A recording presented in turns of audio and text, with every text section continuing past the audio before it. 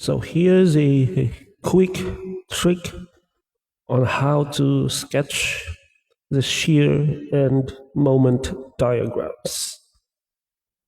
So I've learned this one when I was still a student. So I will share this to you. It works all the time. So this trick works all the time. So this is how you would like to draw the shear and moment diagrams. So the first thing, once you are given with a load diagram, is to compute all forces on the load diagram first.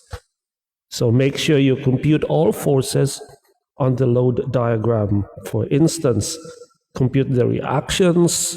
If there are moments, compute the moments first. So before you can go and draw the shear and moment diagrams, you need to complete first the load diagram. So whatever you need to compute, such as reactions or moments or any other forces acting on the load diagram, you need to do that. So compute them first.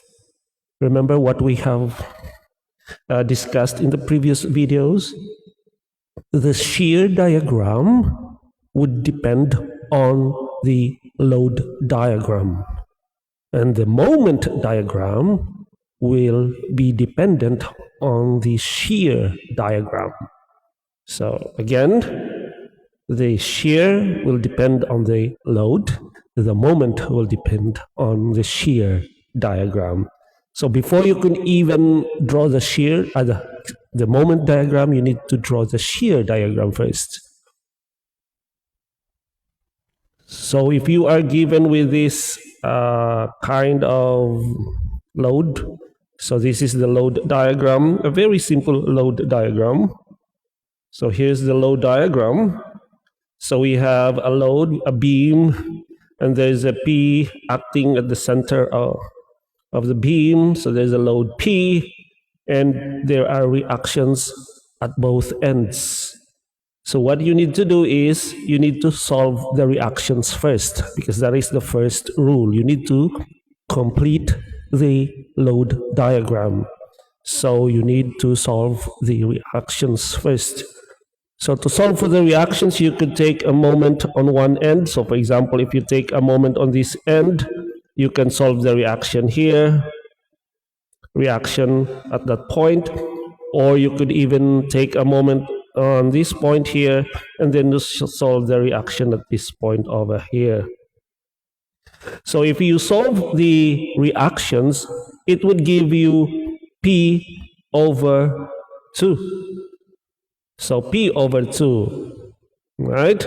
Because we have a single load, there's only a single load P. That means the reactions would support.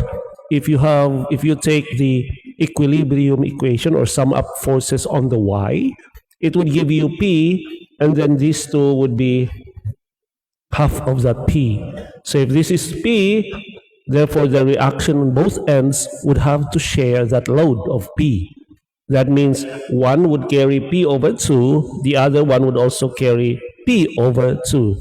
So half of the load would be carried by one support, and the other half of the load would be carried by the other support. So P over 2. So the reactions would be P over 2 for each side. All right, so we have reactions P over 2 for each side now, right? So let us draw. Remember what I said again? The shear diagram is dependent on the load diagram. Now that the load diagram is finished, we can now proceed and draw the shear diagram. So this is how you would draw the shear diagram. So I already drew it here, but I'm going to explain it to you how I did it. So let's always start in one end.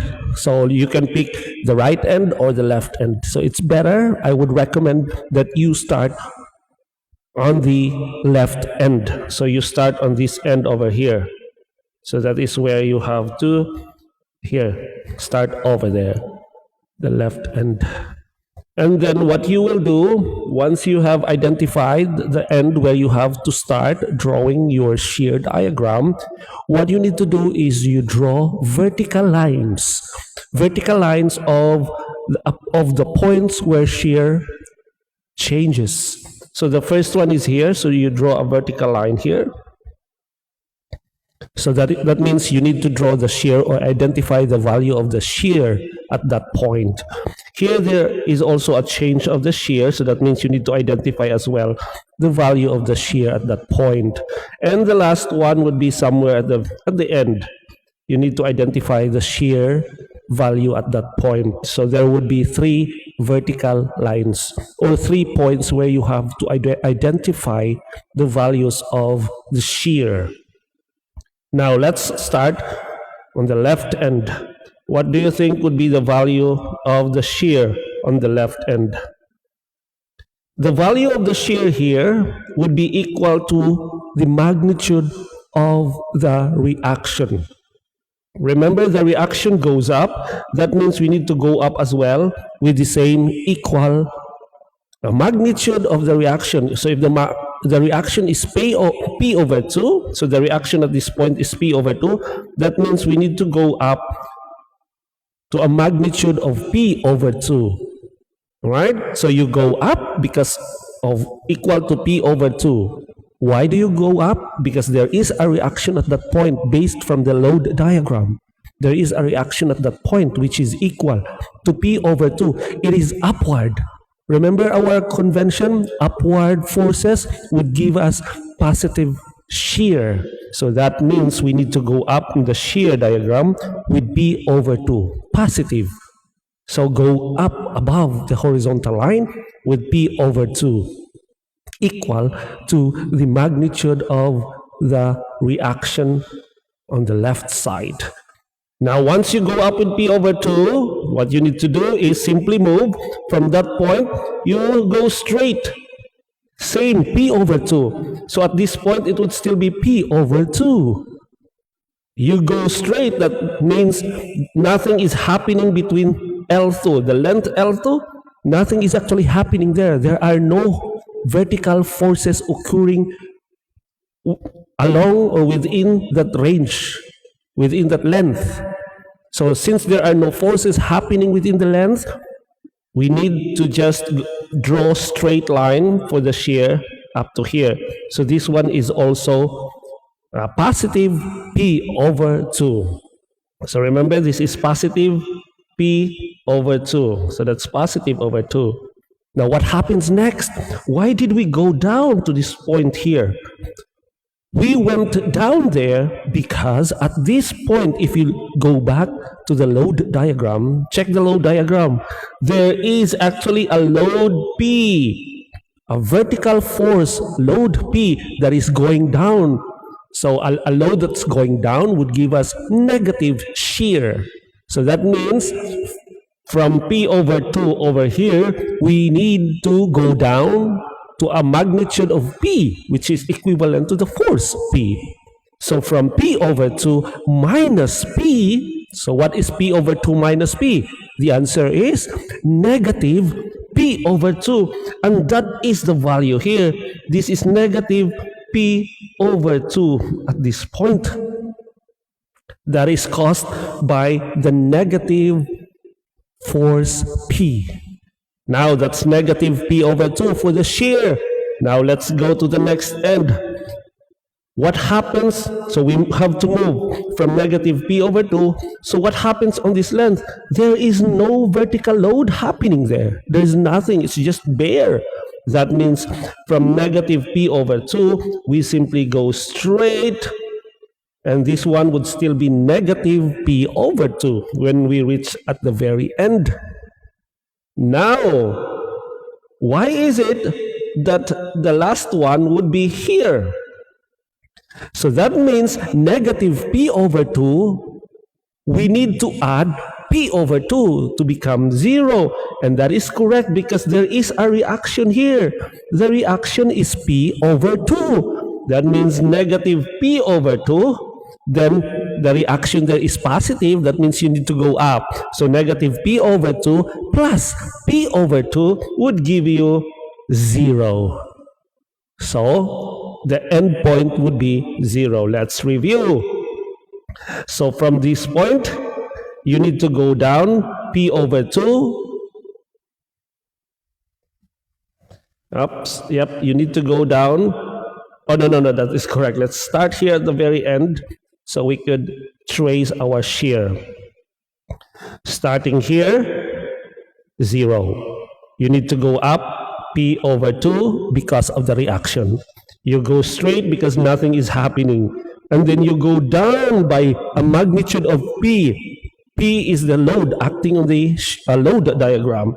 So that means it's negative P over 2 at this point. Negative P over 2, then you go straight because nothing is happening. Negative P over 2, and then you go up by P over 2 because of the reaction. So negative P over 2 added with P over 2 would be 0. So the shear starts at 0 and ends at 0. So that is the shear diagram. Now let us draw the moment diagram. Remember, the moment diagram is dependent on the shear diagram. So if your shear diagram is wrong already, then your moment will automatically be wrong too. So make sure that your shear diagram is correct before you proceed and draw the moment diagram. So now that we are sure that our shear diagram is correct, let us draw the moment diagram. Start at 0. Why do I start with 0? I start with 0 because if I look at the load or the shear diagram, there is no moment force there. There's no moment force. It's just a vertical force. A vertical force doesn't affect a moment diagram. A moment diagram is only affected by moment forces. For example, let's just say there is a moment like that. There's a moment here equal to maybe, I don't know, maybe 10 kN meter, let's just say there's a moment there, a rotation. If there's a moment 10 there, that means our moment diagram would also start at 10, right? It would also start at 10. Why? Because there is a moment or a rotation or somewhere at that point equal to 10. But since there is no moment at that point, since there is actually no moment, so that means our moment diagram would start at 0. So that is why we start here at point 0. Here we have a moment at 0.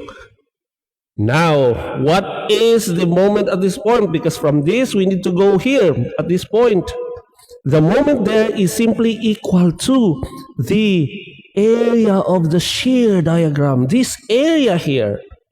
This area is an area of a rectangle, right? And what is the area of that rectangle? The area of the rectangle is L over 2, which is the length, that's L over 2, multiplied by this side. And this side is P over 2, right? So P over 2 times L over 2. P over 2 times L over 2, that is the area of the rectangle. So we start at 0. All right, let's just delete this. So we start here with 0, and then this point here must be equal to PL over 4. So if you multiply L over 2 and P over 2 would give you PL over 4. Right? That's the area of the rectangle. P over 2 times L over 2 is equal to PL over 4. So this point here is PL over 4. Why did I connect it straight like that? Why? Why did I connect it straight? That is because if you look at the shear diagram, again, we go back to the shear diagram. If you look at the shear diagram, this one is actually just purely straight line there. It's pure. There's nothing happening there. From this point up to this point, the value of the shear remains the same. That means at this point, up to this point, we just have to connect it with a straight line. So from 0 to PL over 4, you just connect it with a straight line. All right? So we're complete with the first half of the beam. Now let's go back to the second half. So now we have PL over 4. PL over 4, and you see here there's an area of the shear, but this area is below the horizontal line, so this is a negative area, and that negative area is L over 2 times P over 2. This is L over 2, and this length is L over 2. So P over 2 times L over 2 is actually P over 4. Remember, it's just the same as the other end.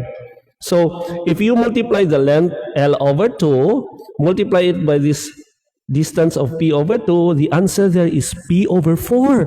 Now we already have PL over 4 here. So PL over 4, remember again, L over 2 times P over 2 will give you PL over 4. So if we all have PL over 4, we will subtract this area of the shear. So it would give us 0. Right? Because PL over 4 minus the area of the shear, which is under the horizontal line, would give you 0. So the moment would end at point 0. So just connect it with a straight line. Why is it that the moment would end at 0? The reason is that because there is actually no moment acting on the load or the shear at that point. If you look at here, there's no moment there. See, there is no moment here, right? No moment. That means we will expect that the moment diagram would end at the 0 point, right? So it starts with 0, it goes to PL over 4, and it goes down again to 0. Right?